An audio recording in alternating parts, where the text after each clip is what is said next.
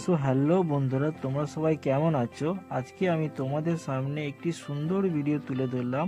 এটি হচ্ছে 108টি শিবলিঙ্গের মন্দির, আর এটি অবস্থিত বর্ধমানের নবাবহাটি।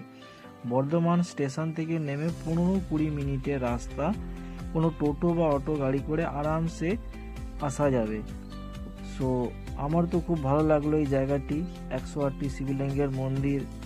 আর এই গাছপালা আছে, গাছপালাগুলোর সামনে পাশাপাশি মন্দিরগুলো অনেক পুরনো মন্দির।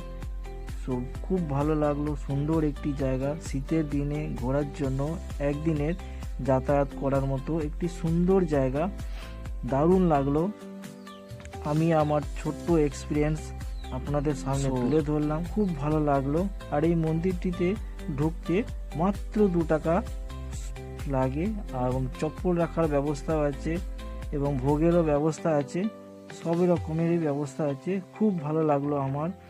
সো আমার তো দারুণ লেগেছে এই এত সুন্দর পরিবেশে, আর এই জায়গাগুলো দেখে আমার সত্যি মন খুব ভালো হয়ে গেল।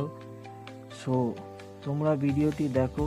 সবকটা ভিডিও আমি বানাতে পারিনি, ছোট ছোট ক্লিপ করে যেগুলো ভিডিও তুলেছিলাম সেগুলোই তোমাদের সামনে তুলে ধরলাম।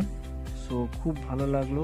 আর ভিডিওটি দেখে আপনাদের যদি সত্যি খুব ভালো লাগে, একটা লাইক করে দিও, কমেন্ট করে দিও, আর শেয়ার করে দিও বন্ধুদের কাছে। ধন্যবাদ সবাই।